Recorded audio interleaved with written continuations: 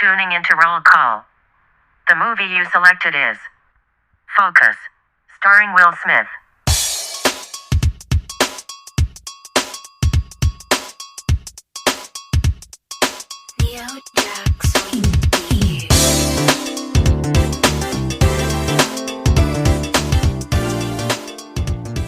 Hey everyone, welcome to Roll Call, the show where two childless millennials gush over movies and follow an actor's journey from their early years through their blockbuster hits. Because let's face it, it would be immensely helpful to be able to pickpocket that hot release at Blockbuster out of that guy's hands while, you're waiting. I don't know. Just like a really smooth, yank that Uncle Buck from someone else's hand and or That's Titanic. Funny, I watched that not too long ago.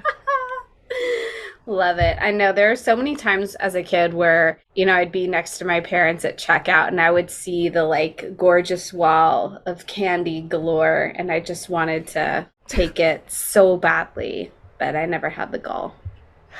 Have you ever stole anything? That's a question that came up in an interview. In an interview? Oh, with Will Smith. I was with Will you for a job? No. That's crazy.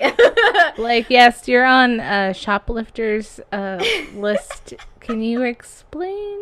Or sadly, in my high school rebel phase, I have shoplifted a few things in my life. Have you? Yeah, I took dumb things as a kid. Yeah.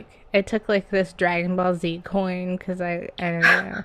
I just had it. I was like, I must get this coin out of this little display thing. And then on accident, some lip gloss was in the bottom of a cart that didn't get rung up. And then I didn't really steal this though. They didn't ring it up. And then I left and I was like, oh, thank you. And I still haven't used it. It's a screen printing kit, but yeah.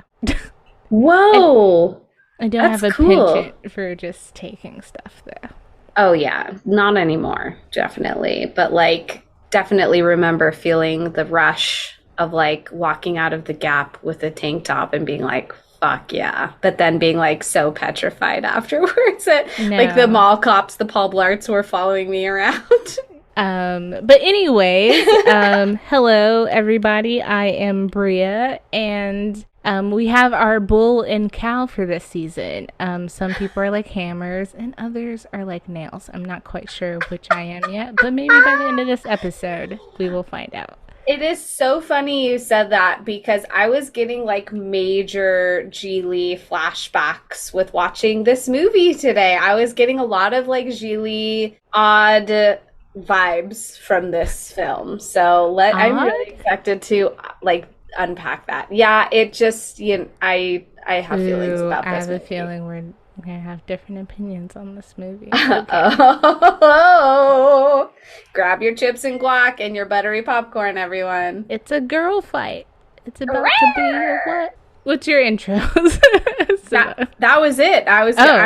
Sorry. I'm Simone. Geely vibes. Let's get into it, Bria. What are we talking about today?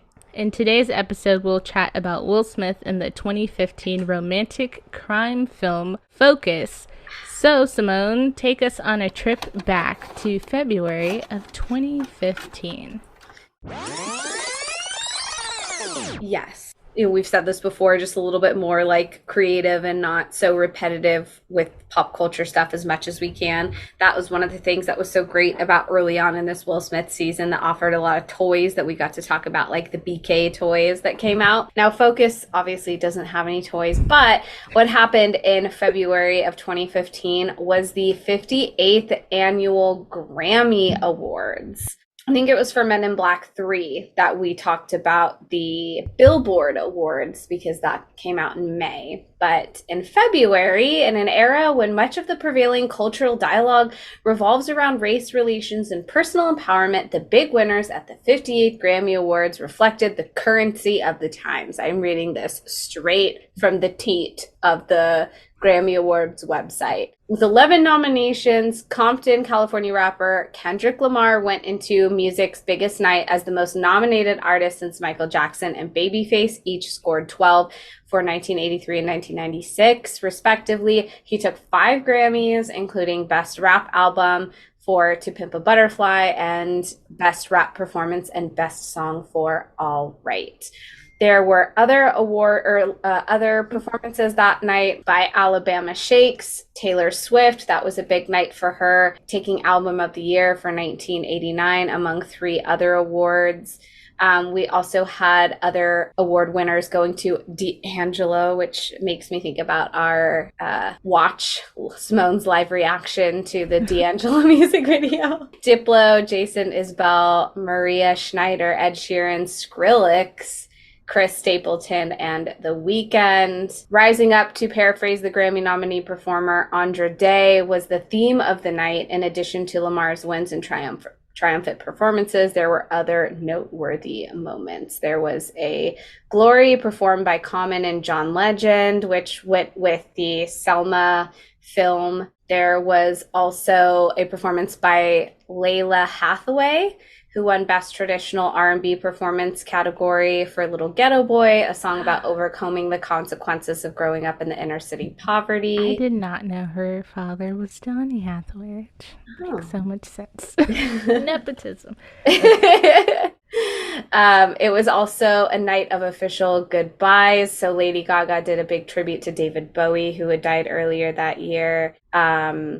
And other performances to salute Glenn Frey from the Eagles, and yeah, just a bunch of other stuff. But that was a big night. The winner of Record of the Year went to Mark Ronson and Bruno Mars with Uptown Funk. The Album of the Year was 1989 by Taylor Swift. Pause. Yes, go ahead. Kendrick Lamar got robbed. But, I mean, supposedly had, like, a big night regardless of other things. But I know what we were saying earlier. We need to shit on the Grammys like we do the Oscars. Oh, I mean, that's exactly what I was going to go into, is, like, you know, you see these, like, movies in different, like, genres that are being awarded. But then when you put, like, the best of them all together, and then you have to pick one out of all of that genre, like, it's tough. But yeah, totally. Grammys and Oscars, when it comes to awards, is very biased and one-sided. Thinking, again, going into the next one, Song of the Year was Thinking Out Loud by Ed Sheeran, but which goes up against All Right, Blank Space, Girl Crush, and See You Again. Meghan Trainor won Best New Artist. Against who? Tori Kelly, Sam Hunt, James Bay, and Courtney Barnett. Best Pop Solo Performance goes to Ed Sheeran with Thinking Out Loud against I Can't Feel My Face by The Weeknd, Blank Space, Love Me Like You Do, Heartbeat Song. My big thing a lot of the time is, like, things that shift the culture, move the culture, and progress the culture, and things that stand out. Like, I couldn't tell you Beck's big song from not 2015, but when he won against Beyonce. Now, Drunk in Love and Surfboard and all those things, Flawless, are, like, things that latched on into pop culture. And, I mean, even someone like Taylor Swift, like, she at least has, like, those moments, so that's understandable. But, like, then it's like, okay, the message is in To Pimp a Butterfly from Kendrick Lamar about being black in America and all that stuff. Like, that's a little stronger than some white girl, like, you know, pining over love again and again and again, like, every fucking album. Like, I'm sorry, but yeah. Okay, like, so it's like rewarding those things versus people who are giving perspective and doing it popularly. Like, Kendrick Lamar is a big artist. I just saw him too. And All Right is something that gets played, like, in all kinds of spaces, but too, considering, like, Black Lives Matter around this time, and even just 2 years ago with George Floyd, like, those moments, like, are everlasting. Am I gonna play Blank Space at a rally? Like, no. Yeah, well, I mean, out of all the songs from 1989 that you'll play at a rally, maybe Bad Blood, because maybe now we got Bad And Blood. I did like that song, very timely for me in my life, but yes. But yeah, so that's just another reason why like the Grammys, like the Oscars, like seems to miss the target, because when you remember the people who lost more than like the people who won, or know, like that's where it's like it's not reflecting the culture or the music industry. If these awards are supposed to be truly about artistry, then they shouldn't be televised. They should just be for the industry and to celebrate each other and to highlight people's accomplishments and appreciate their work. Now, when you televise them and you have fans watching who have opinions, who are listening to the radio, who are streaming now and all this stuff, then it becomes hard to be like, okay, yeah, I can appreciate Beck's musicianship. No, I haven't heard his songs in commercials and TikToks on Instagram, on the radio. I haven't seen Twitter. Well, you know, your social media is tailored towards you and algorithms and stuff, but still, like, at the same time, like, there is a zeitgeist going on. And so when it isn't about that, but you put it on TV and it becomes a part of pop culture where people are like, well, this artist doesn't have this many Grammys, or this artist has this many Grammys, that makes them great, then that's like where it becomes like, well, who is it for and why? Like, but yeah, anyways.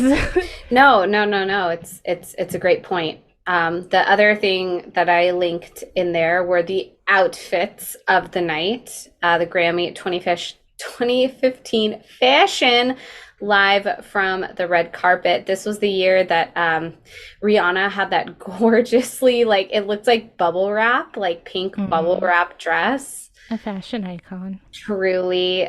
This was when Kim Kardashian and Kanye West were still together. She was in this very like gold sparkly open robe concept. Miley had her short blonde slick back hair. Beyonce in this fabulous like black, I don't know, like not feathery, but like embroidered, sparkly black looks like dress. Beaded lace. Yes, thank you. That's the word I was looking for, like a beaded lace. Anna Kendrick going for a very like plain statement look, but I think it's because this was like a Pitch Perfect year. Oh, I was gonna say, you took the words out of my mouth. Yeah, this was around Pitch Perfect's like chokehold on like college. The Cup song. She might have been awarded for something for that Cup song, possibly. Could you imagine?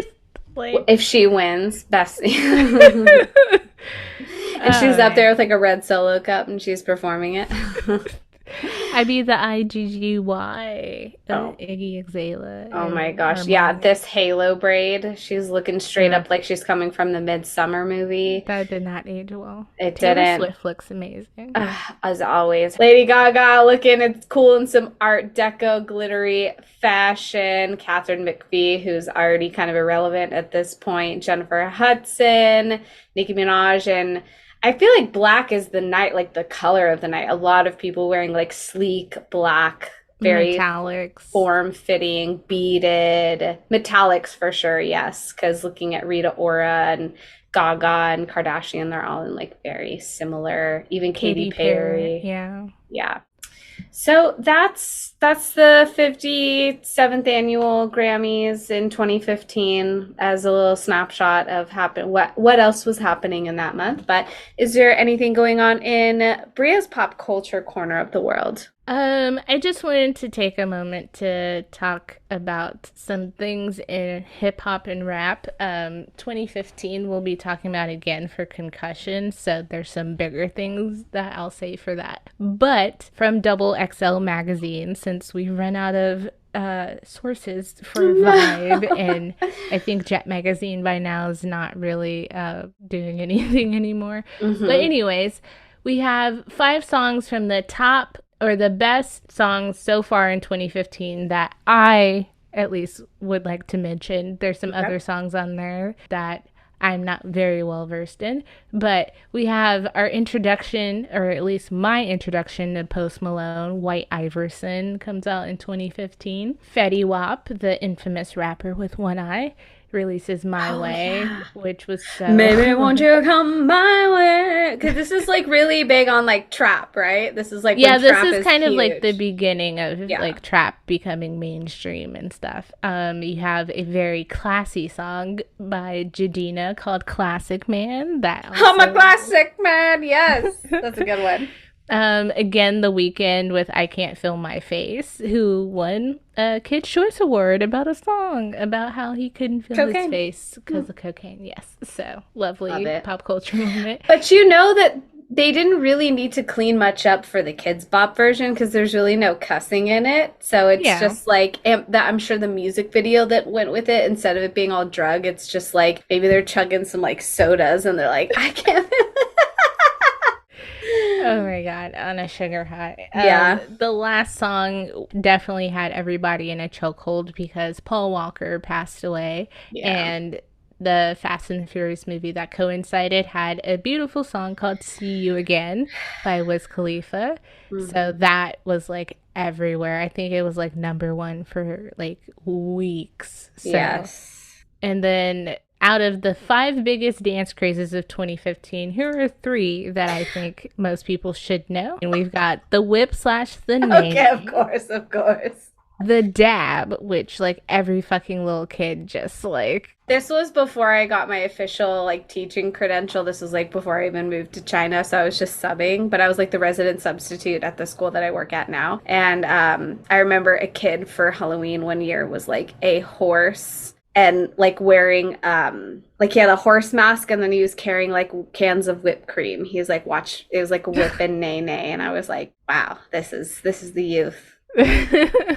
This is our future. This is our future. Last but not least, we have I'll Millie Rock on any block. Just Millie rocking everywhere, which makes me think of Quinta Brunson, who, what a journey, but from Vine to Abbott Elementary on like ABC. Yeah. But her like Millie rocking, like in like green screens, like backgrounds of her just like, Millie rocking, like on the Great Wall of China and all these different places. Yeah. But yeah, so February 2015, when Focus came out, what was in theaters? What was at the box office?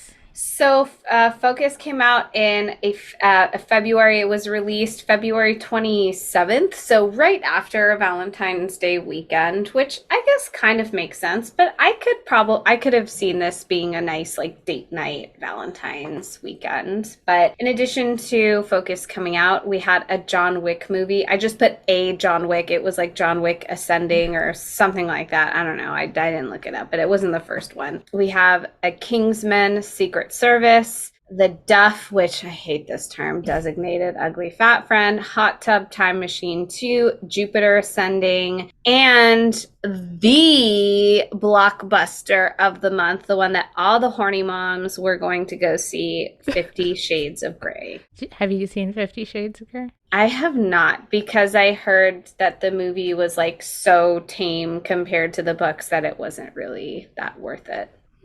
I've not read the books. I did watch the movies because if anybody from work listens to this, my supervisor was very adamant about how hot Jamie Dornan is in these movies. Yeah. So I would have been more interested if Charlie Hunnam from Sons of Anarchy was in it, like he was supposed to be, but he backed out. So box office numbers for Focus this weekend in 2015. We have a budget of $50,100,000. Gross U.S. and Canada, $53.86 million. Opening weekend, U.S. and Canada, is 18.6, and gross worldwide is 158.7. So nice rebound on that. Yes. And I feel like it's made more money since. I saw something else accidentally where the numbers looked better. But interesting.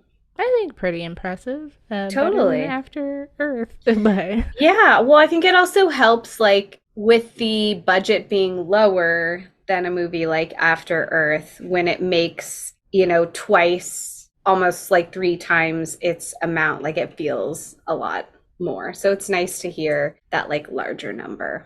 Yes, return on investment. Because we know, we talked about this at the end of After Earth, that the we obviously After Earth did not do very well. And if you skip that episode, I ask that you go back and listen to it, because there's some good insight on it and how it like affected his relationship with Jaden, and how Jaden felt a little jaded of the Hollywood scene and all of that stuff, and it kind of like discouraged him from acting and the whole like emancipation thing. So it's nice to see that this movie had a good return, because originally Bria and I were going to do a double feature and review Will's two very small roles in Anchorman 2 and a movie called Winter's Tale with Colin Farrell, and Russell Crowe is the other like main guy in that movie. And once we realized like, oh, these roles are like too small to even like pull something out of our ass to make a full episode.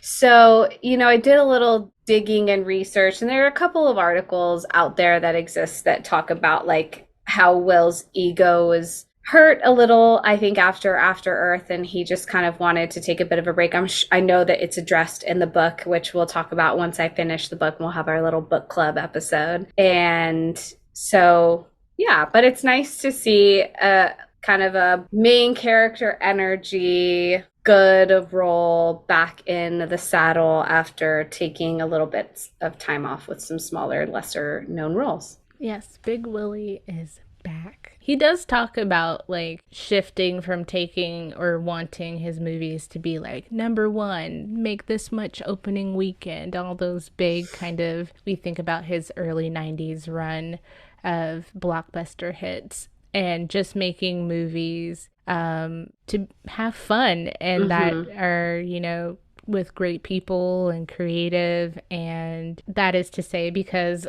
making movies with that mindset wasn't fun anymore for him. Like, and I could see tying that back to After Earth, where, you get all this flack for making this movie with your son and stuff, and you have these expectations, and it kind of humbles you, and you have to be like, what am I doing this for? Am I doing this to have number one movies and stuff? So all that to say, we are going to the cemetery, people. We're going to go hang out with Lil Raj and co. And we have a, I know, sorry. Should I get my Ouija board out? Lil Raj, would you give this movie 3 pumps? Oh, it's going to the yes. Yes, break out your Ouija boards, people. Light your candles.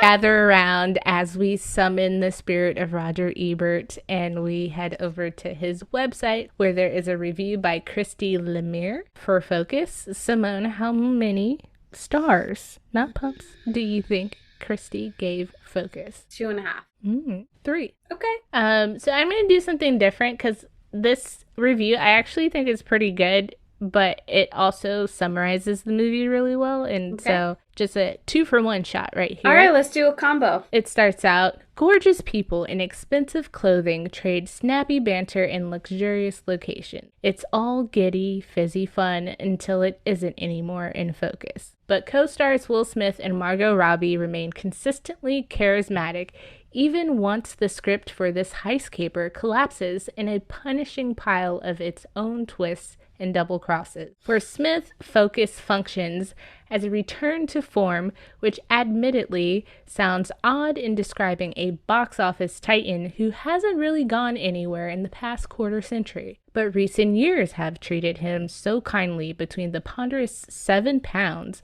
the forgettable Men in Black 3, and the disastrous After Earth. Here, as a veteran con man, Smith seems looser, charming as ever, but also broken. Commanding yet vulnerable. It's as if he's finally shifted into the right gear as he settles into middle age. Good Lord, is the eternally boyish and buoyant Smith approaching 50? And he's comfortable there. For Robbie, Focus cements her status as a major star after a hilarious and head-turning supporting performance in 2013's The Wolf of Wall Street, where she nearly stole the whole behemoth of a film out from underneath a larger-than-life Leonardo DiCaprio. The Australian actress proves she's just as fierce as a leading lady. It's not just that she's stunningly beautiful and impossibly photogenic. which she is. She also has great instincts and a flair for comic timing with a playfulness that's as powerful as her sex appeal. The film from writing-directing duo of Glenn Ficarra and John Requa gives these actors plenty of brisk and snappy material to work with, both individually and as a team in various forms, but like Ficarra and Requa's 2011 comedy Crazy Stupid Love, Focus begins promisingly and bops along enjoyably for a while, only to run out of steam in the third act.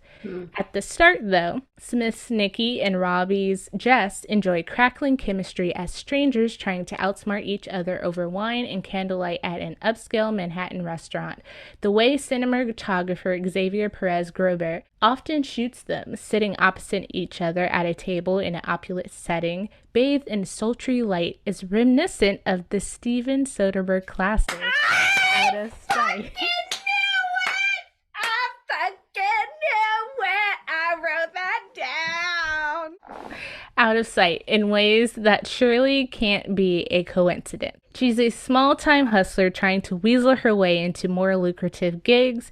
He's been at this game his whole life and has major operations down to a science. Once each of them realizes the truth about the other, if such a thing as truth is possible in a movie about con artists, she begs him to teach her everything he knows. This leads to a scene that's one of the film's highlights as they flirtatiously dance around each other in a snowy Lincoln Center, with Nikki preaching the importance of taking away a mark's focus while pocketing every last one of Jess's belongings. Then it's off to New Orleans, where Nikki reluctantly lets Jess join the massive team he's assembled to snatch watches and wallets from the unsuspecting revelers who've gathered for a major professional football championship. Whatever you do, don't call it the Super Bowl.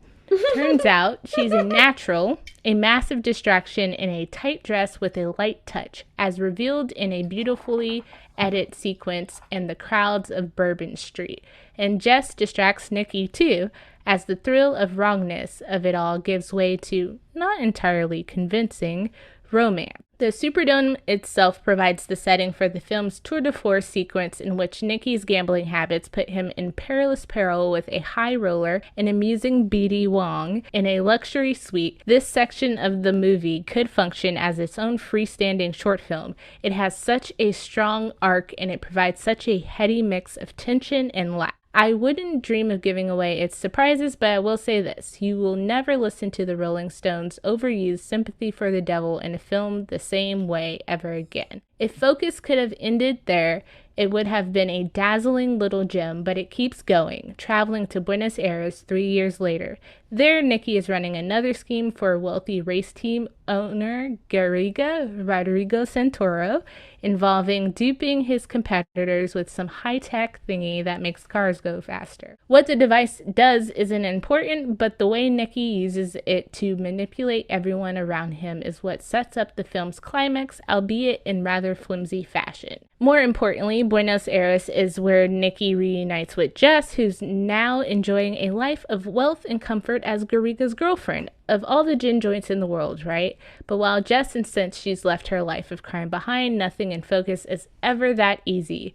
As vibrant as these characters are, there's not much to them beneath their glossy surfaces, which makes it difficult to become emotionally invested in whether they end up together, or whether that sort of ordinary human connection is even possible in this extraordinary world.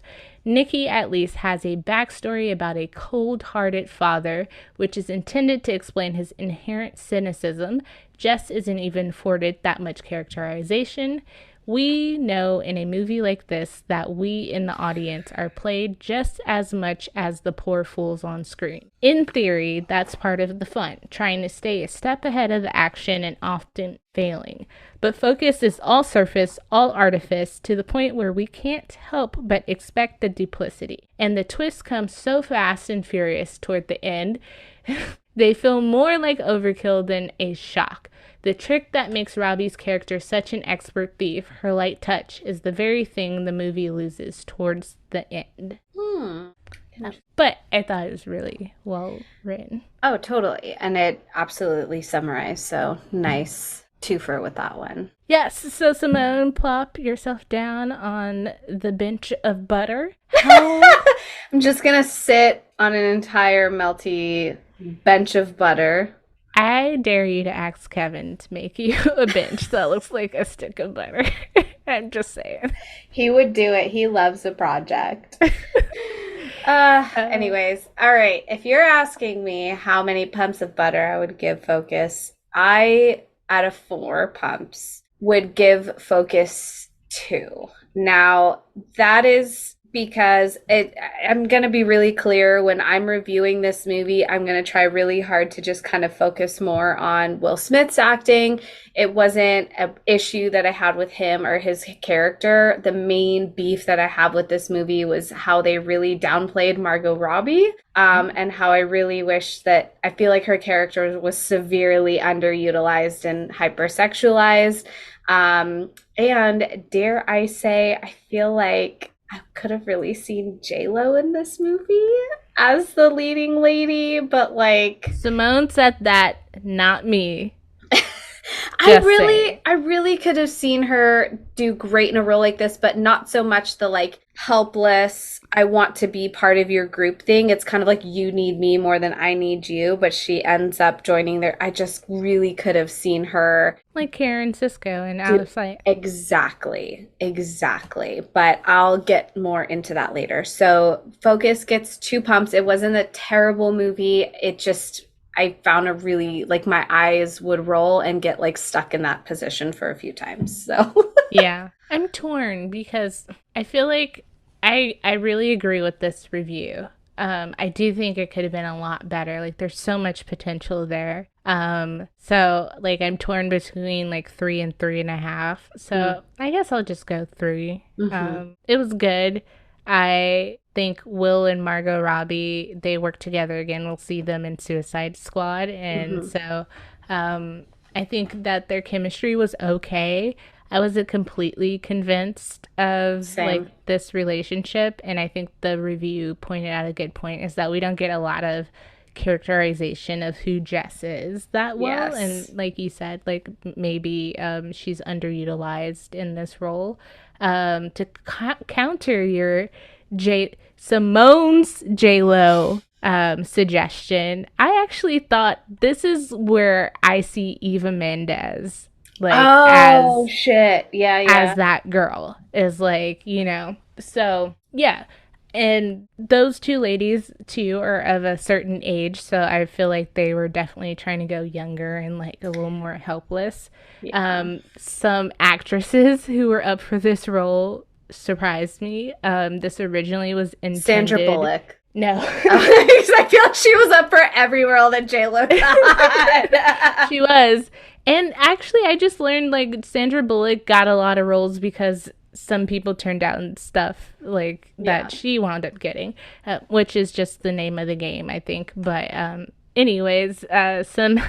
Emma Stone and Ryan Gosling, I think, were initially tied to this. Yeah, because they were in that other rom-com movie. Crazy Stupid Love. Yeah. By these writers. That's so correct. That makes sense. Yes. And then we had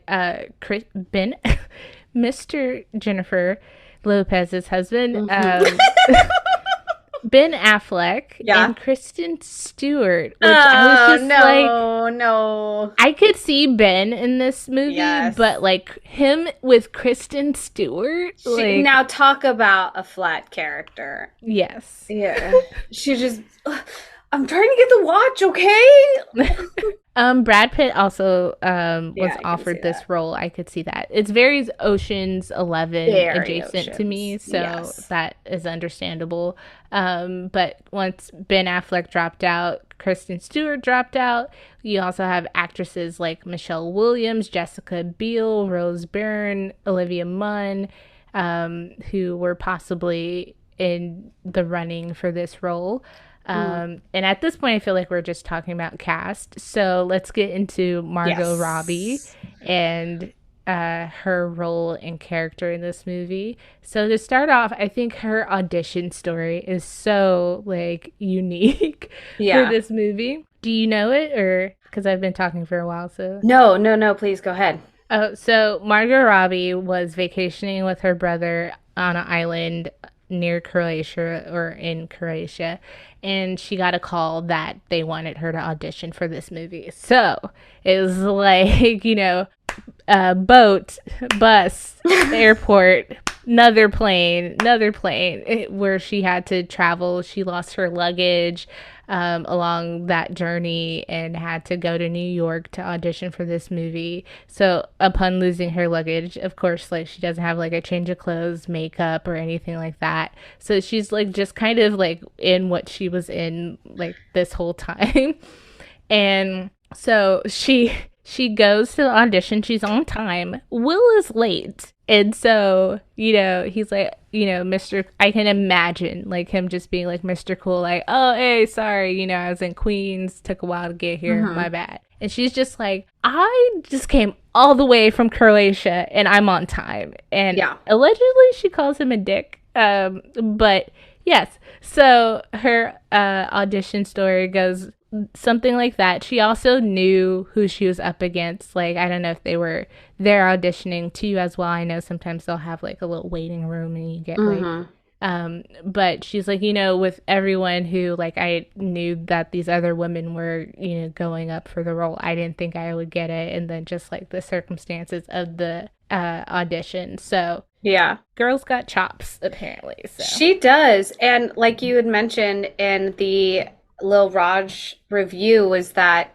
she's coming off of this Wolf of Wall Street role, which was her breakout role to at least US mainstream Hollywood. Yeah. Margot Robbie, I've said this once and I'll say it again, is just, in my opinion, so gut-wrenchingly, unobtainably beautiful. And I was so mad when I saw Wolf of Wall Street because she's my fucking age. And I'm not to say that women my age cannot be pretty, but I thought she was much younger. It gives you perspective. It gives me perspective, and I'm like, well, fuck me, man. And I think because she also played second and the love interest of someone who I hold in such high regards, although now I feel very complicated about Leonardo DiCaprio these days, but that's a separate podcast episode. And I feel like the sexual chemistry that she just exuded in that role, like, did something to me. I was like, wow, like, she's great actress, but like not just a sexually attractive actress. Like, she really had something there. And she used a lot of that outward appearance and attractiveness to play into her role. But I felt like that was her only leverage. And she didn't have any other type of personality trait that gave her that power against Nikki in the film. And to see someone as, again, heartbreakingly beautiful as Margot Robbie playing someone who's almost like a little desperate, wants to be in this pickpocketing ring so badly and just wants this acceptance and never really like grows and learns from that, like continues to let people talk down to her throughout the film and be taken advantage of, and still feeling like she had so much to prove by the end. I just really wish that her character was that of a Steven Soderbergh's Out of Sight, or that of a female character that we might have seen on like Ocean's 11, with a little bit more coy, one that's always like one-upping the other character, or like always like a couple steps ahead. And maybe just as a female viewer of a movie like that, it's satisfying to me to see a female character like being like, oh yeah, no, I already thought about that. Like, I already saw that coming, kind of thing. So pretty much, once we were like 10, 15 minutes into it, I was like, this is a dude's film. And I had to just keep that in mind as I was watching this. I just felt like her character just didn't need to try so hard. And it was tough for me to get past that. Not that her acting was bad, which it wasn't. It's just that there was this naivety in the beginning in New Orleans. She had this like, she had her like black roots and kind of like blonde hair. She looked a lot younger. And then in that time jump 3 years later, she looked a little bit more sophisticated, a little bit more like classy, like she got some things together, and I kind of liked that they changed her character a little bit around in that sense. But That I to will. me is like a parallel Ocean's 11, Mhm. like where Danny's like crutch is Julia Roberts. What's her name? Tish. I don't know. I'm sorry. I just know them by actors' names. Yeah. Sorry to cut you off. No. That's it. I feel like I've been talking for a long time now. But it's our podcast. I know.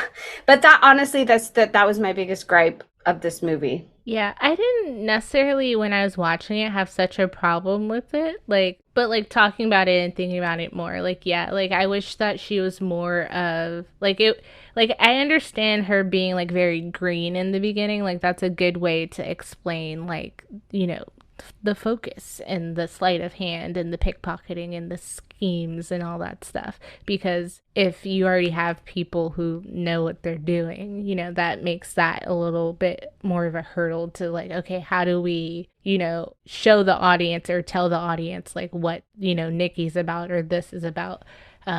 So I think that's one reason she's written that way, but it would have been more interesting probably for us to see her as his equal, to see her as someone he tries to get over on and she is on to him, whereas it's flipped, she's trying to get over on him initially and he susses out their scam. And so even if that was flipped, that would be way more interesting. And he's so impressed by her that he's like, hey, I have this thing going, you should be a part of it and you should come through New Orleans and see what it's about. And you could still get some of that footage of them walking and working the crowds and stuff maybe. But yeah, that would have been more interesting. And even to have her, I did like the twist at the end where the end is completely not what you think it is. Yes. So I did like that, but I think it would have it kind of sucked that she was he was able to kind of trick her again like that, even though she had been in a way a little bit showing that she had learned a lot since the last time they seen each other, and then it turned out not to be true. Yes, agreed. And I called it, my last two bullet points are a double crossover, a triple crossover, because there was one more little surprise at the end that you got. And I was like, oh shit. So I thought that was fun. It reminded me of that episode, or the Spider-Man meme when they're all looking at each other, pointing, or the episode of The Office where it's the murder mystery party. But I think what happened there, I love that writer for Little Raj that said that the movie could have ended with that high stakes bidding scene at that football game where he had to figure out how to get all of their money back if he bet it all in gambling, and then now they have to do some big heist to well, it was planned. It wasn't even trying to figure totally. It was all part of it. And I liked that piece of it too, that was smart and clever. And she was like, well, what happens if I guessed wrong? He's like, you just keep betting, double or nothing until you get it. But I think this movie didn't have enough crime in it. It was so focused on the romance that it took me out of the things that make it fun, the things that I love about Ocean's 11 or Out of Sight, where you're kind of watching where the characters' next moves and stuff. Yeah. And you hit that point exactly where he took advantage of her one more time at the end. And we also never found out why he dumped her in New Orleans. Was it because he was catching the feels and he was going by his dad's rules of romance just makes things more complicated? But he just never fully explained himself, and she was okay with that and was just willing to take him back after that 3-year gap. And again, coming across as okay, fine, I want to be with you kind of thing. And yeah, there's lots to say. But I want to get back into the cast. Yes. Yeah. Sorry. I did think about trying to recast this role because initially too, I was just I love Margot Robbie, hot lady, very make me question myself.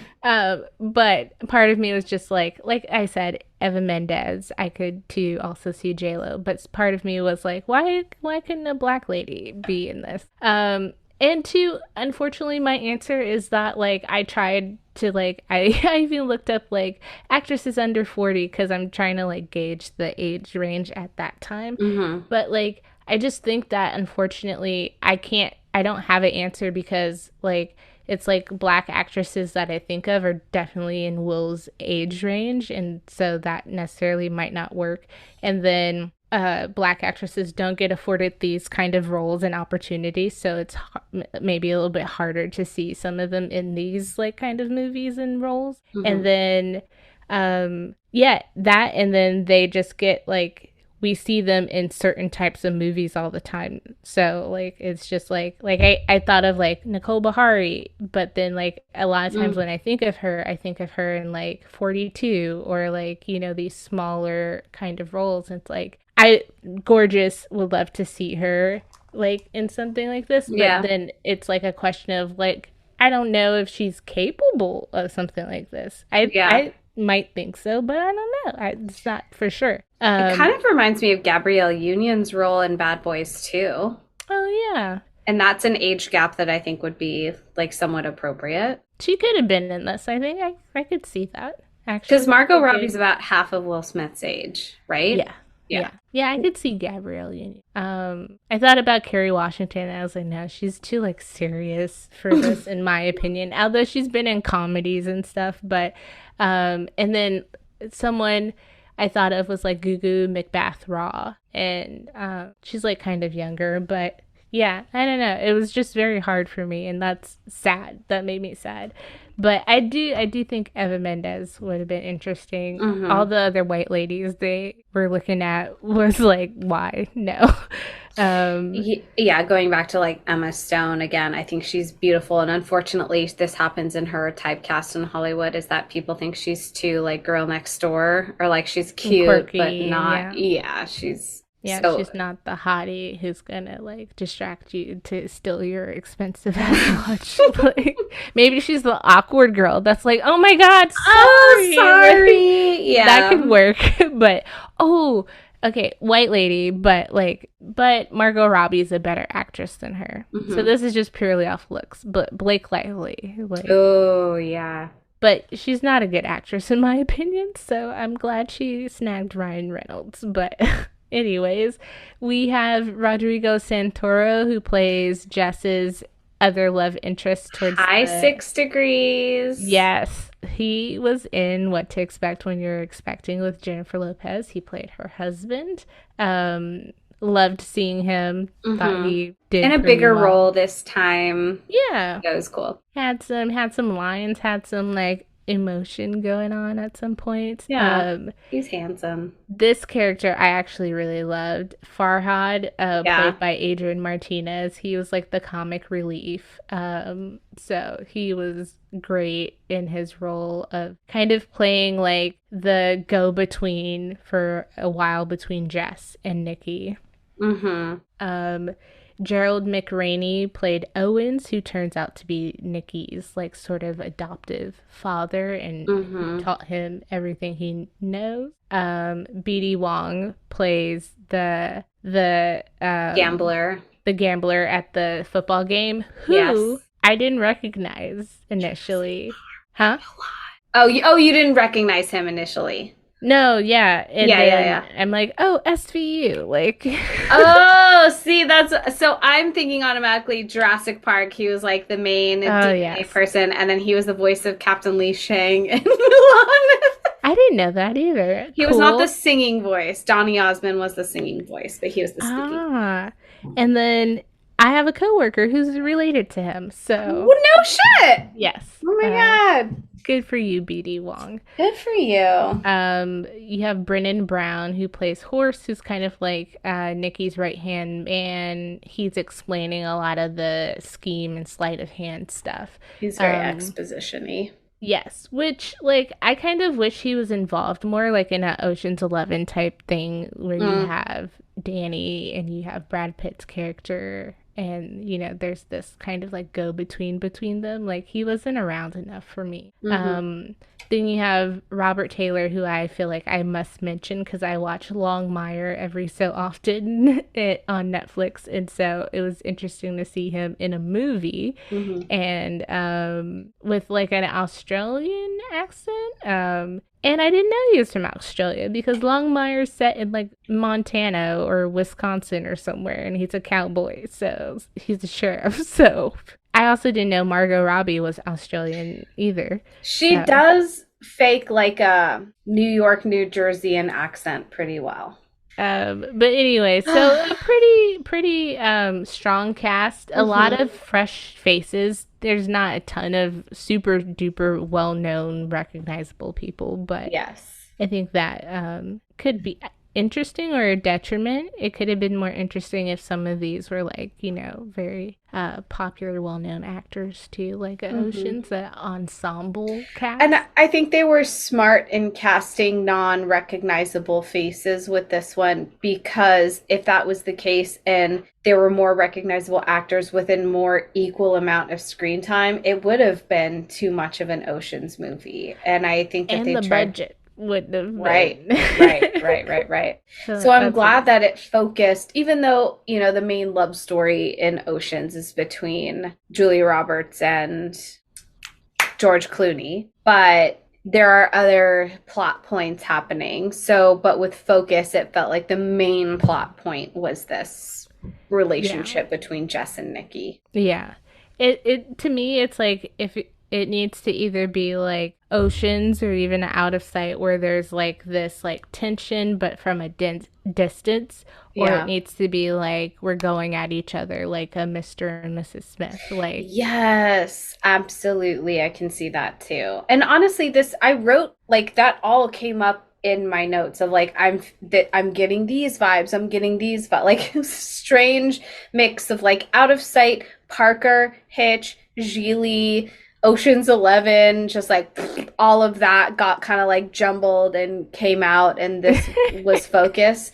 It's just like it just crawled out of the movie womb, and it again not bad. I think it was a decent film, and I think honestly sometimes the audience, when they go into these types of movies, they want to be duped. They want to try and see the up close magic and, you know, kind of see the big twists at the end. And so at the end, I was pretty like satisfied overall. Yeah. What do you think of the trailer? What this movie had enticed you? There were 2 trailers for this movie, and they're very different from each other. So the main trailer is this guy who's like driving his car. He like pops a bottle of pills, puts a little neck brace on, and he's like driving really fast, and he slams into the car that Jess and Nikki are in. And then you hear Nikki's line of, well, I guess that's what you get for hiring a con man. And then like, boom, chicka ta ba ba, the music kicks in or whatever. And then it's like the rest of the trailer. So I thought that was fun, because you when you take something that happens closer towards the climax of the movie and putting it into the start of the trailer, I think is a smart way to get your audience hooked. The second trailer starts more with this like up close conversation between Jess and Nikki at that dinner over wine, and then they're learning the like, see, it's all about focus, that like up close, not magic, because that's different, but the premise of up close magic and theft is very similar in that you are trying to get the audience to focus on one thing while you're distracting them from this other thing that allows you to either steal or start like do your other magic trick, right? So the trailers were very intriguing, and this was my first time watching this movie. Was it yours? Yeah. So I watched the trailer. You can watch this for free as of right now on Tubi TV, with just a little bit of commercials. Yeah, a few ads with. I'm actually curious, Bria, what were your ads? Oh God, I don't remember. I had Tahoe Blue vodka. Did you get those? No. See, I'm wondering, how are the ads catered towards people? I figure we're watching the same network. It was like Tahoe Blue vodka. Man, I cannot remember. I'm trying to think. Yeah, that's the only one, honestly. Leave it to me. I'm like, I remember the vodka commercial. I mean, I've been drinking all week, so my liver has had enough of me. But sorry, I'm about to listen to Renaissance later, and Yes. so. Anyways, so you can watch this for free on Tubi TV. So, but beforehand, I was almost going to rent it on Amazon, and they had the commercial or the trailer for it, so I watched it there. But I remember seeing the trailer for this on TV, YouTube ads in 2015, probably a pre-trailer for something else that I might have gone to see in the theater, and thinking like, this doesn't look bad. Like, I would have seen this movie if someone else went with me or wanted to go see it. I wouldn't have been mad if I saw this in the theater. I have a question for you. Go Do you ahead. think that we age out of actors a little bit sometimes? Oh, yeah. Okay, because Totally. I'm just thinking, like, I'm like, damn, what was I doing? Like, I was out of college, young adult, like, had some free time, had some not so expendable cash, but it's definitely like seeing movies and stuff. And like, just thinking about Will and Jennifer Lopez, like, there are points in their career where I'm just like, yeah, I never like really paid attention to like what they were doing anymore after this point. And that kind of saddens me a little bit because, like, I think that's because we associate Will Smith, a classic textbook definition of someone that we associate so much with childhood beloved movies of Men in Black, for some Wild Wild West, but then, you know, for you. Like, when you were giving your pumps of butter, I was like, this is the chick who gave Wild Wild West. What, 4? Okay. But I'm sorry. It's okay. I mean, I was less critical of Men in Black too, so, but yeah. So, like, but yeah, he's a Independence childhood. Day, Fresh Prince, you know, if you didn't watch his movies, you at least fucking watched him in Fresh Prince, right? So, like, I think you're definitely onto something of people outgrowing or being like, oh, I associate with this with like kid movies and I'm not a kid anymore. And I was like that with, I mean, at least with Leonardo DiCaprio for a little bit because I associated him so much with Titanic. And I think by the time I got to middle school, high school, I wasn't as like obsessive with seeing all of his movies because my mind had gone to Harry Potter, the live action Peter Pan. Like, there were boys my age that I was more into than Leah D. But then it wasn't until Revolutionary Road came back on in 2009 where I was like, I'm back in the saddle, bitch. Let's go. And so I think that that's a very natural thing to happen to kids. Yeah. I mean, this is like part of the like impetus of this podcast because, you know, I see people in things and then like even this, to be honest, like I kind of like I went through Margot's film credits and I've seen actually surprising amount of stuff she's been in, but I'm kind of like, I really want to watch a lot of her movies. I feel like she's not worthy of a season because her career is still continuing. But and it's still so like she's still so young and all that, but yeah, like there's moments where like I feel like I'm like really into someone and then like I'll watch like maybe a few of their things, or I've been trying to maybe just watch like all of their stuff. But then there's other times too, just like people you grow up on seeing where like, okay, you love Sandra Bullock and Miss Congeniality and like all these other movies, but then like you don't necessarily go run to see like their latest movie anymore. And that's like where I'm like trying to figure out like, oh, what makes me not like be like, oh, Will has a new movie besides this podcast, like, oh, I should go see that because I know Will Smith's great. But yeah, anyways, there are lots of interviews and a great like panel promo thing for this movie in London on YouTube, and all kinds of interviews with him and Margot, and he's on Graham Norton with Margot and all kinds of stuff. Anything stand out to you during the promo of this movie?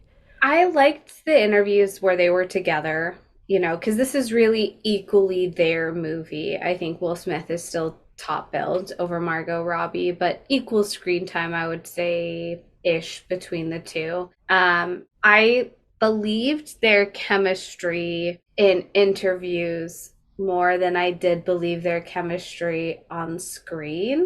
And I'm interested, though, to see how that changes in Suicide Squad, because I mean, I love like comic book movies, but I have not seen Suicide Squad or Birds of Prey for that matter. So watching it for the pod will be my first time. And I know it will obviously be under like different contexts because they're playing very different, like, you know, kitschy style characters. But I liked their interviews together. I feel like they had a really nice natural chemistry with each other. But I think Will Smith, one thing that we've learned is he's an easy person to interview, very charismatic and very a natural, because he can, at this point in his career, he can probably anticipate questions if they're not already scripted or like given to him ahead of time to practice or have something in mind to say. Yeah, I feel like Will is really good at kind of steering an interview. You know, Definitely. There's some actors who are definitely there to just like, oh, I'm here because I'm supposed to, you know, be here, ask your questions. And then there's actors who, like, you know, play along and, you know, try to, like, you know, participate and stuff. But then I feel like Will is such like a, like he's so funny too that like he comes back, or he'll be like, no, let's do that, let's talk about that, or and it's like, oh, like they didn't expect him to like go there or something like that, so it just brings like a different level. Or he gets the audience involved a lot of the time, you know. So he's just so like extroverted in that way. I'm scared to talk about this because for Hancock, we talked about him and Charlize, and they definitely had some flirty moments. And so I put together some footage of them, you know, flirting for Hancock, and that has done wonderful. And it kind of upsets me because out of all the stuff that we talk about and we share, like, it seems to be like all the controversial kind of messy things, yeah, that people latch on to. And like part of me is just like, I hate it here. Like I hate that. I hate that. Like I post something about, you know, Will and Chris, and that does well, Chris Rock. But like posting him talking about like, you know, his acting process or like whatever isn't as interesting to casual people, but they're like, oh, this is about the slap? Great. Well, our best episode from Jennifer Lopez was our Bennifer episode, was it not? Yes. So that too. And I think that's just has to do with like pop culture. Relationships, like iconic relationships like a Bennifer one, was all the rage in the early aughts, especially their breakup, and you know, and then getting it back together was like, huh? What? Like we're all just kind of in the midst of this pandemic like sweep, trying to pick the pieces back up again, and they're like, wait, what? Now Jennifer and Ben are back together? Like that was mind-blowing. And so I think unfortunately what happened at the Oscars is a pop culture moment that people will be talking about for a very long time. So it doesn't surprise me, unfortunately, that content like that is more popular and more viewable because it's more recent and fresh, because I feel like that's going to be what people associate with Will Smith for quite some time. Yeah, I mean, I understand that part of it. It did bother me, like, looking at our episode numbers when Bennifer was, like, immediately just, like, a success, which helped dethrone Anaconda, thank God.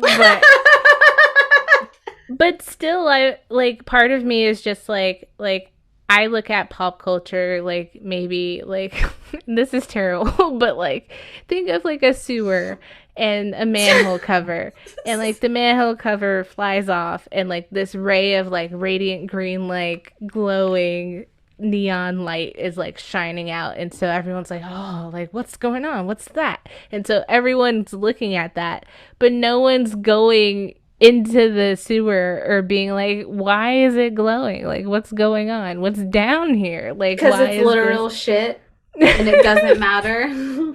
I mean, it does, but it doesn't, because pop culture does help shape things, like, in society in ways too. But yeah, like, I don't know. We talk about the we talk about the deep dive on this show, and I think just for me, like, I would hope that some of those things allow people to be like, oh, let me see, like, what else is going on this page or on this podcast. Yeah. But no.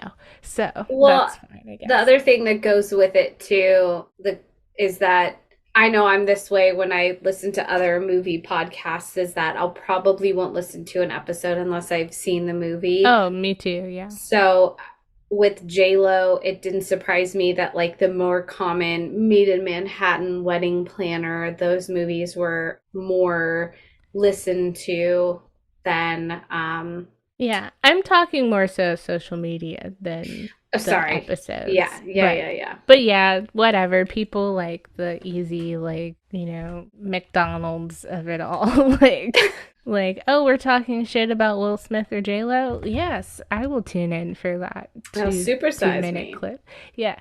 Anyways, so I said all that because I was getting to the point of talking about their chemistry, Margot and Will, because there have been rumors about them. And going into this movie, I was like, oh, this is the movie. I don't think this is the movie. I think it's Suicide Squad. Yeah. Because it's hard to differentiate some of the interviews if you just look up Will Smith and Margot Robbie, because it's like for Suicide Squad or for Focus.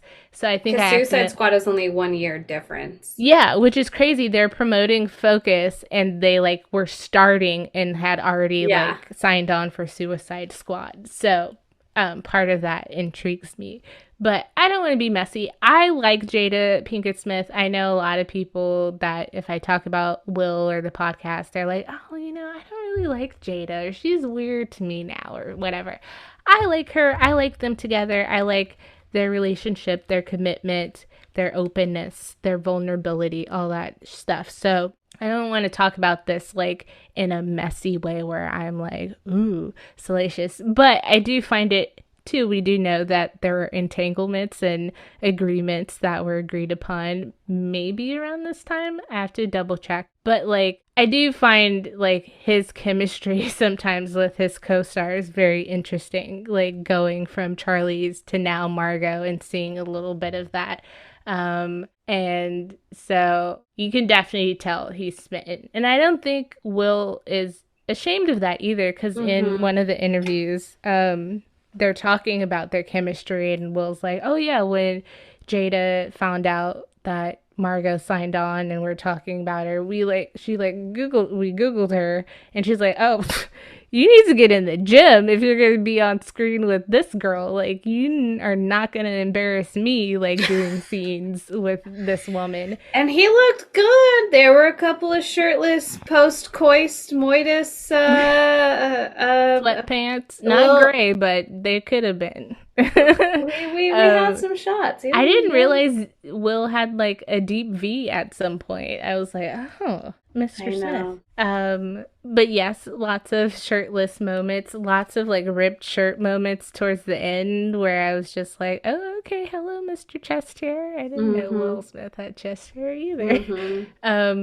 But like, that's what I'm saying too, in some regards, about like, I'm not trying to disrespect their relationship, is that like Jada too, on the Ali promo for Ali on Oprah, they talk about how like Will feels like, I can't talk about things with my guy friends that I can't talk about with my wife. So if I find someone attractive, I tell her, and she's okay with that, and they have this like understanding.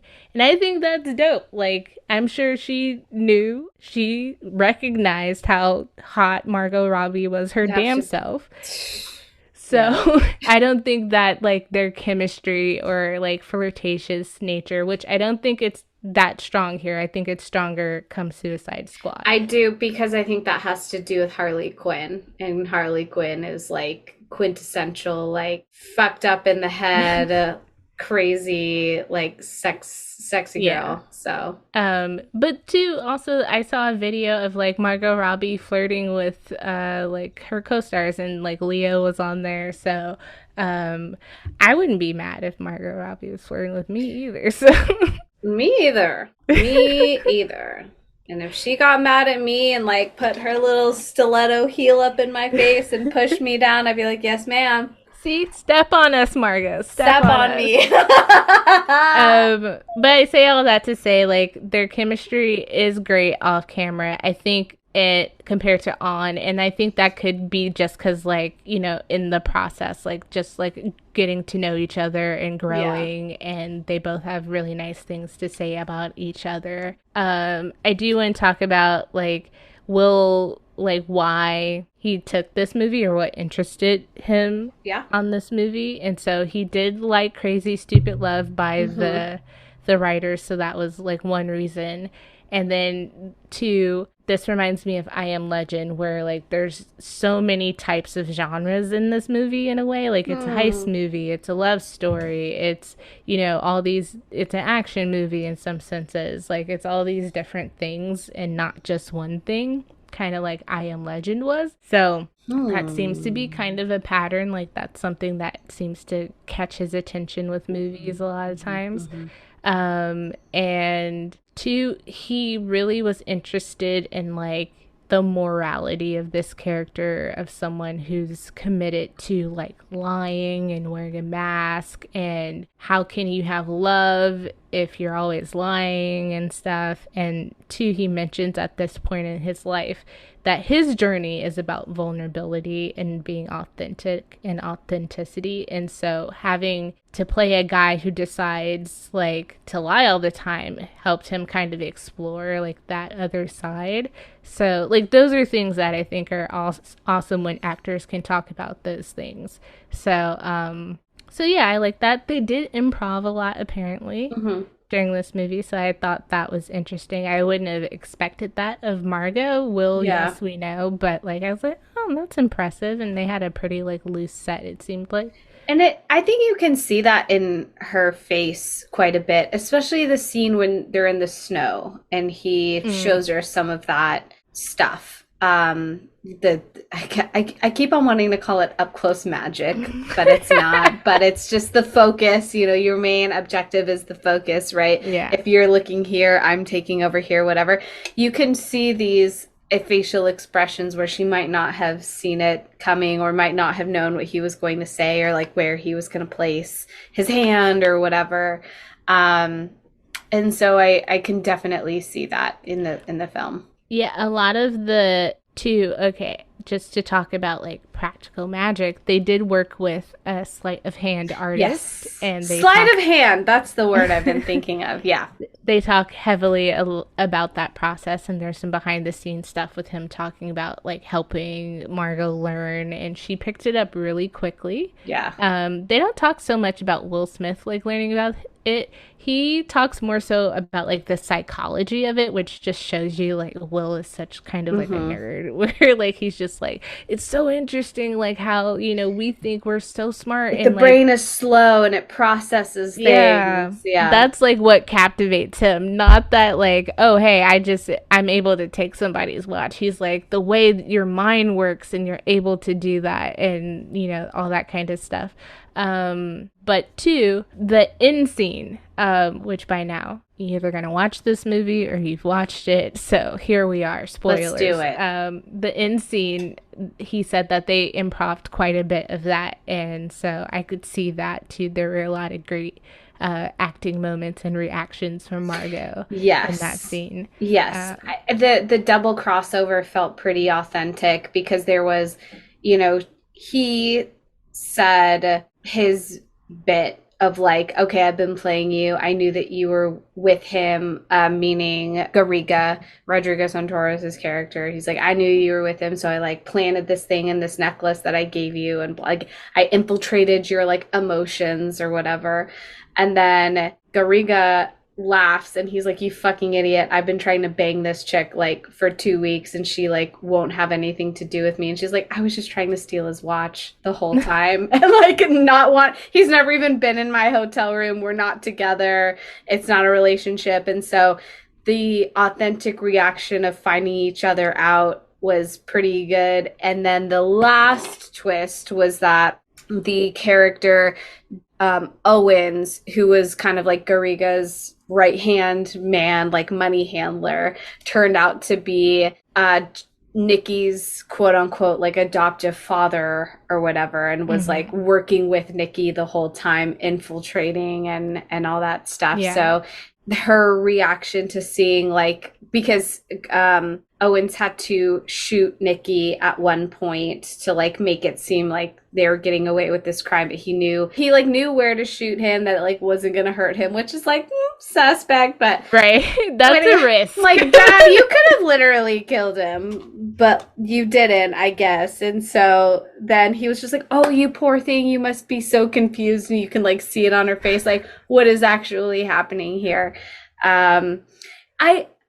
His like boomer attitude in that movie, that was your generation and blah blah blah blah blah. I thought it was really, I did not, because of his attitude, that was the close-up magic for me. I did not see that little I thing didn't coming. either. I was like, oh my god, Will's gonna die in this movie? Because I was like, there's no way he's wearing like a bulletproof vest or like it's in not like a bringing Bad down Boys moment. Yeah, or like in bringing down the house when Queen Latifah has her cell phone and her bra, so that's why like it stops the bullet. Like there's nothing there for that, and he is like shot in the chest, like close to the heart. Yes, there is like no coming back usually for that. So I was to just do that like adrenaline like pump of they like was suck the blood out or whatever. Yeah, they were like syringing the blood out of his lungs.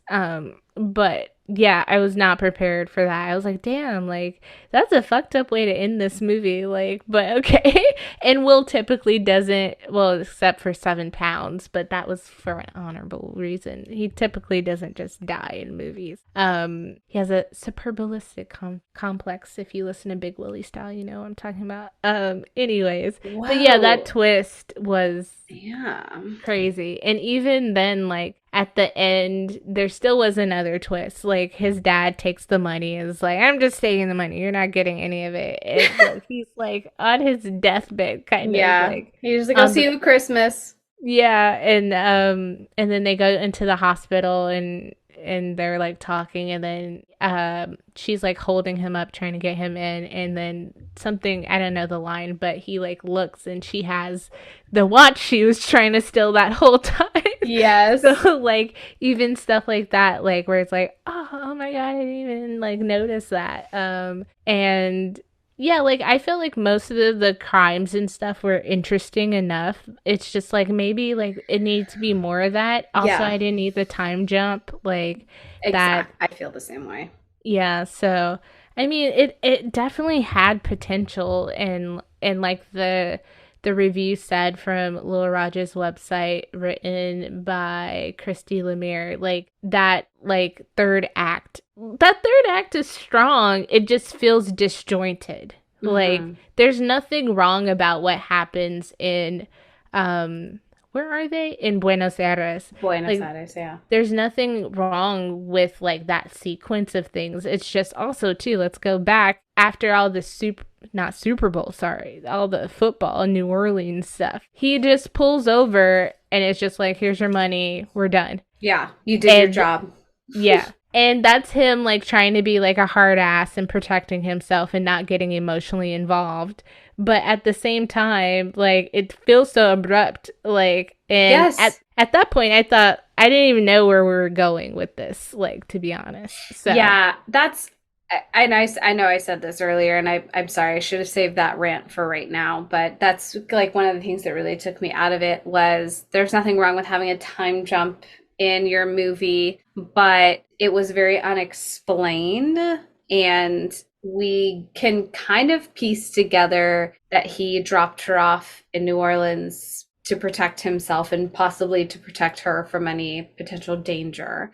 I think it would have been better served if like he maybe got into trouble with Beanie Wong's character and like people were after them and he had to separate himself from her to like keep her protected or whatever, and then they get intermingled back up at some point later. I mean, and besides them just like besides it being Margot Robbie, like that's where like the convincing part of this relationship is hard, because I'm like, it doesn't seem like this is something he would have held on to for 3 years, that they were that like in head over heels in love, or Their dangerously. chemistry was, Yeah, that dangerously in love, where it's like, if I don't stop this before it gets too far, like I'm gonna wind up slipping up or like fucking myself over.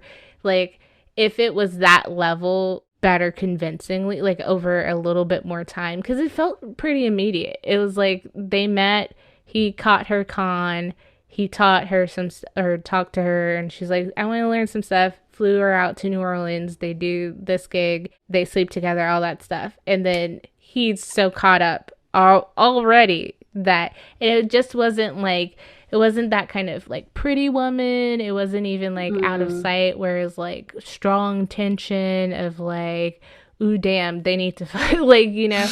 And so, and even the sex scenes weren't up to my standards. I agree. I mean, and we know how we feel about my sex standard, but I loved the scene in Out of Sight, this like slow burn. They finally get to have like a night to themselves in a hotel room, and they're just, and they're like, not supposed to. It's like the dirty, like, not to cop and criminal, like, we're not supposed to be doing this. And the like reveal of the slow peeling each layer off in front of each other was very intimate, and I enjoyed that. But this, again, just felt a little rushed, and I know both of them who have had great scenes with other screen partners prior. It could have been a little better. Even if it was like the scene in 7 Pounds with him and Rosario, which Rosario is someone too, I thought like, oh, she probably could have done this movie. Mm-hmm. But even that scene, like, that wasn't grotesque. You really liked that.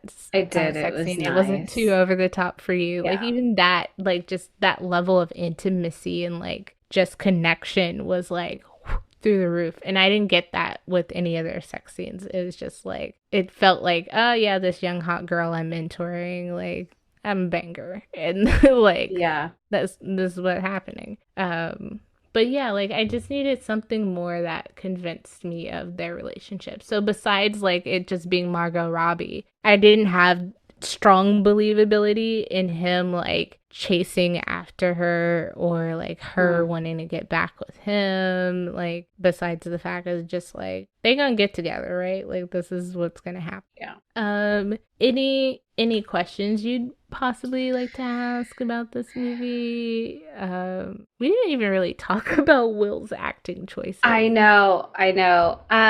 His character is, it's romantic. He has swagger. He has a very easy, likable charm, if you will, and is believable on screen. And it's similar to something like a Hitch style role, but not so much of like that quirky rom-com where you have like an allergic reaction to shellfish, right? Like, so you take away some of that humor and add a little bit more serious to it.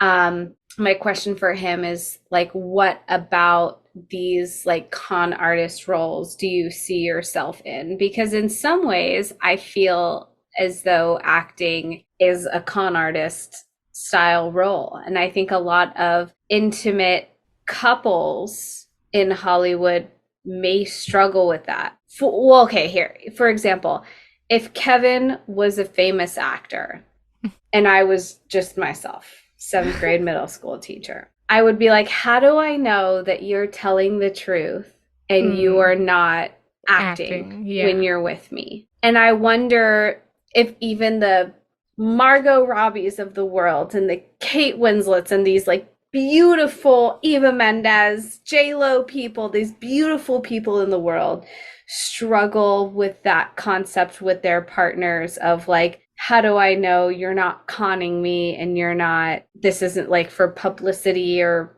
whatever. Yeah.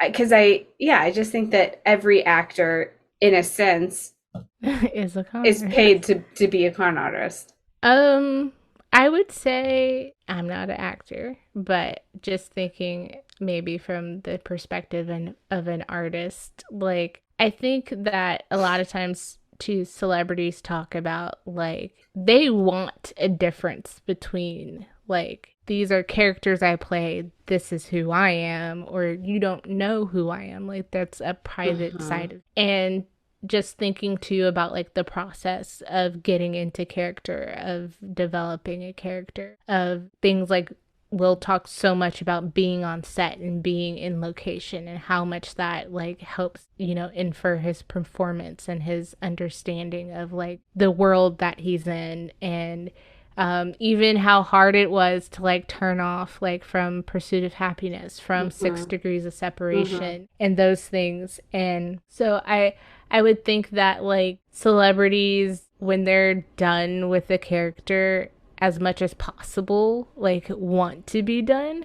Now, if this is like a question of like just casual, like because you're so great at acting, like do you occasionally lie really well to your partner and stuff? And probably maybe there's so many like cases of just like celebrity couplings that just like you're like, damn, like that's what was happening, or like, you know, I don't know, like where like it seems like these really smart women, these really powerful women are duped by like these like men in Hollywood, and you're just like, damn, how'd you like not, you know, pick up on anything or notice any of that? It like maybe some of that is like being really good at acting, or even hell, even not just actors but rappers have personas, and so, you know, it's just part of that, like being able to put on that persona and be like Jigga, Jay-Z, Hove, and not be Sean Carter,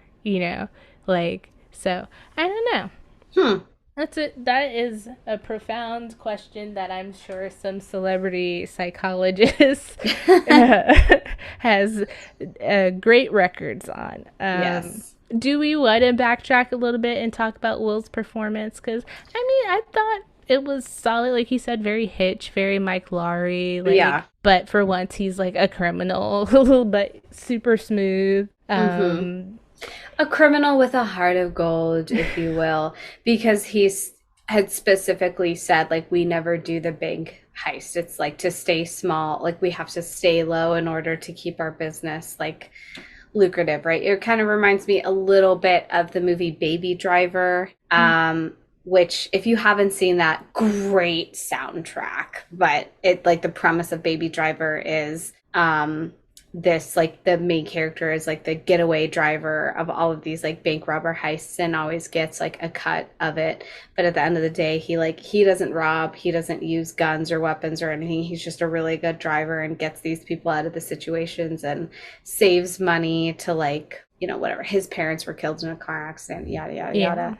So it kind of reminded me of that a little. I thought the acting was great. I would have possibly have liked to have seen maybe not so much of a time jump, but what happened to Nikki after the New Orleans breakup. And there's that maybe just a bit of a montage of struggling with alcoholism or gambling addiction or whatever. And if he gets out of the game and then like gets pulled into one more to finally undo all of the things, the predicaments that he got himself in, might have been nice. Here's a scene. Poise. All right. Yes.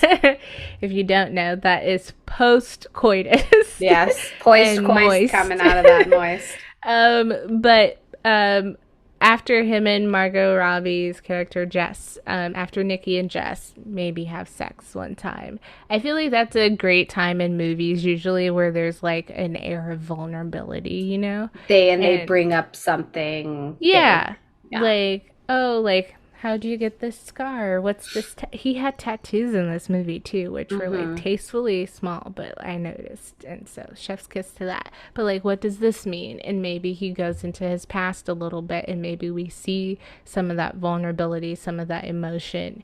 I just thought to not to fault like Will's acting, maybe this is writing, but Nikki felt very like in the review, very surface. Like we don't really truly understand these people's motivations and why is someone like Jess pickpocketing and stealing watches? Like, she's very beautiful, she seems very smart, she could be doing a lot of other things, including just being a race floozy if that's what she wanted to do, not necessarily like stealing in that way from Ben, or running his pockets, as a city girl would say, seduce and scheme. All right.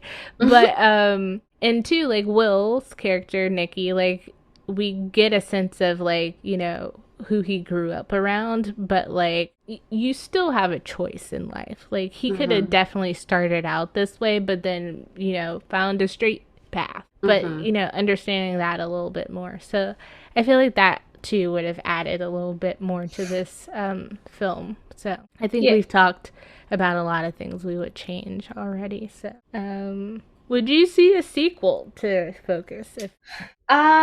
Yes, but I'd need to see, I know this sounds weird. I'd need to see more crime. I'd want it to be in the way that Parker was, because Parker, surface level with Jason Statham and Jennifer Lopez, not that bad of a movie, but I think our biggest gripe was like, why couldn't she have been the main love interest? Which is so funny because they always complain like she was just the love interest and whatever.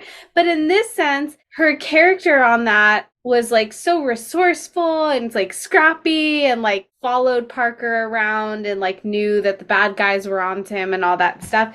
But Parker had that like complex where he had his girlfriend that he needed to avenge or whatever, so they never became a thing. But we both agreed that it actually would have been better if they were partnered up and like a Mr. and Mrs. Smith kind of situation.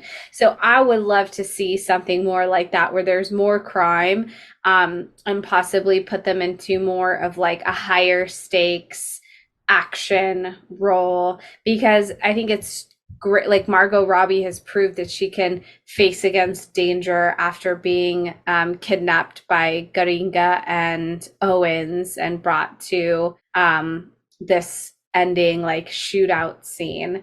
And I mean, the kind of line, one of the lines that I had a problem with was Owen was like, I like her, she can take a punch. I was like, cool. So you like women that can get hit? Like, I don't understand what you want. I think that was like part of the boomer, like, she's not a little whiny like girl. Like, I'm sorry, but if someone fucking punched me in the face, but whatever, I digress.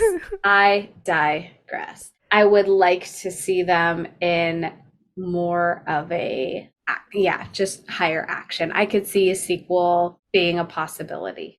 I feel like this movie isn't intended for a sequel, but like I would love to see them in this space together again. I know we'll be watching Suicide Squad, but like to see them in like something sexy and thrilling and like tension heavy, like again, would be awesome.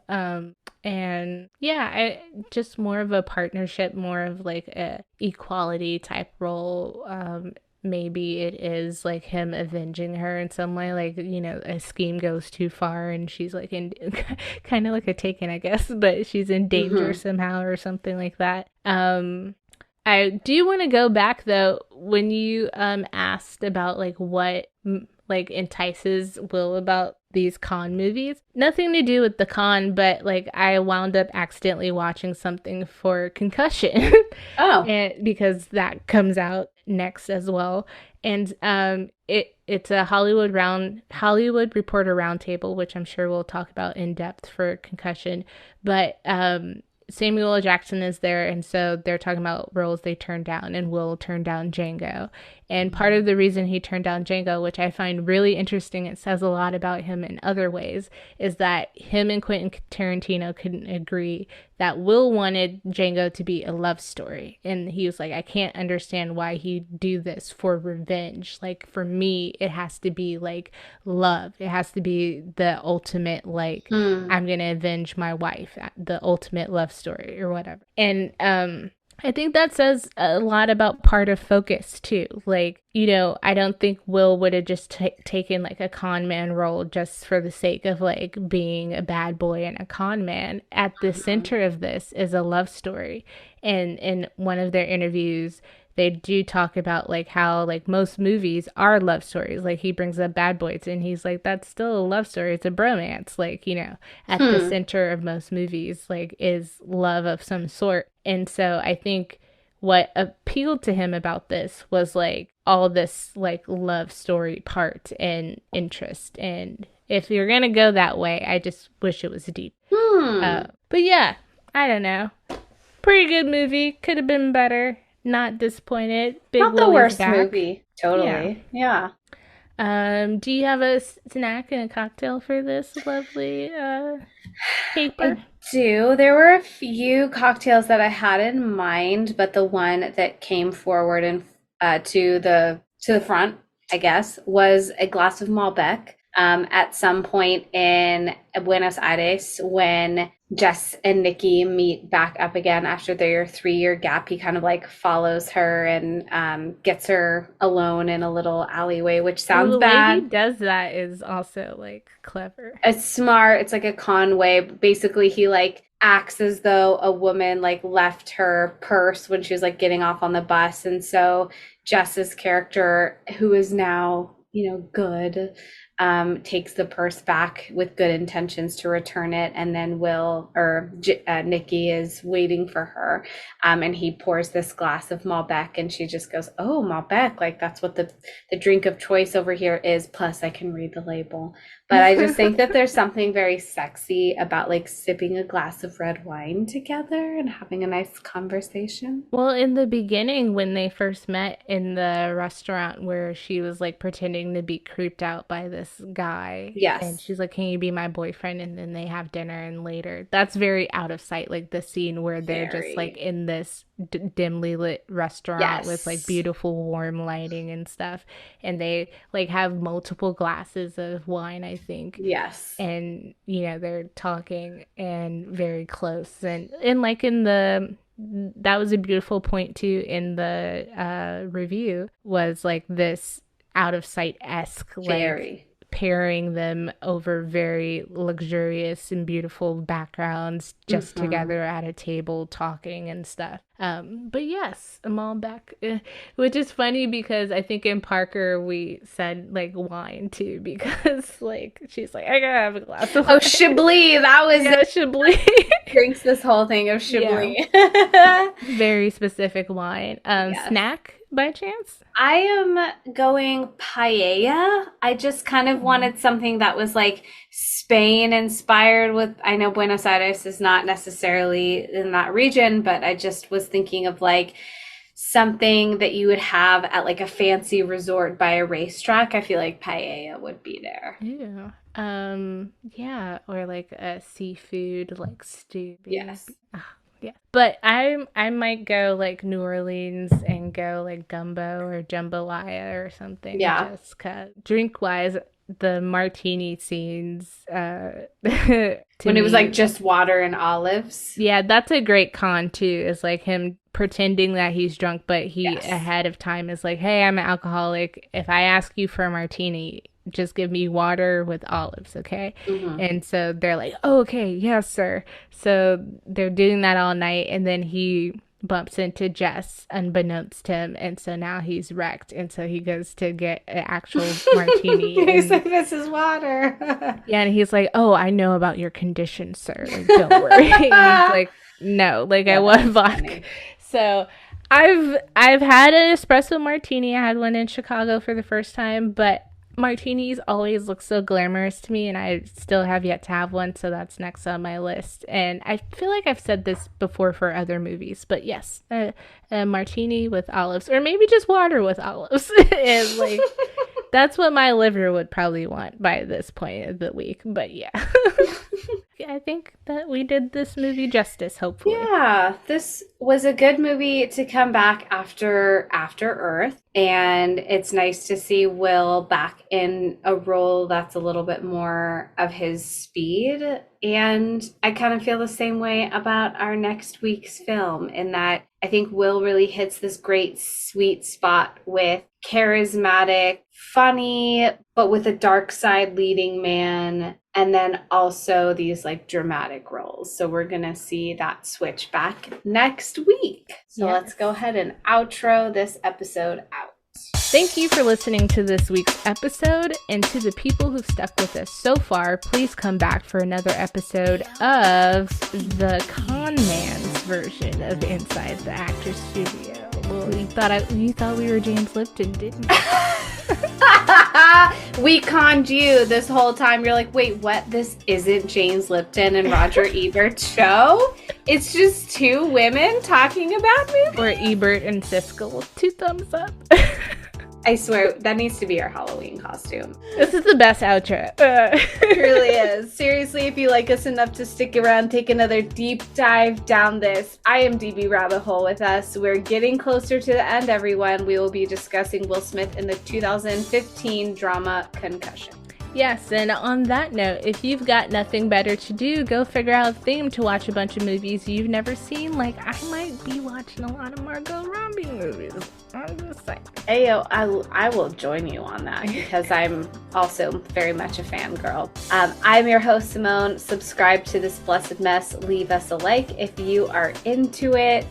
And I'm your host, Bria, and it would be awesome for you to wipe off those buttery popcorn fingers. Give us a review. Follow us at Roll Call Pod on Instagram, TikTok, and my problematic, I don't even think it's my favorite anymore, but all these problematic ass apps that we have to use to try to gain some resemblance of audience. Join us. Make me confused as to why you like certain TikToks and not others. And yeah, this has been another episode of Roll Call and cut. I just stole your watch. What? Oh my god, like you're holding up my That would be my great. Fitbit. Bitch!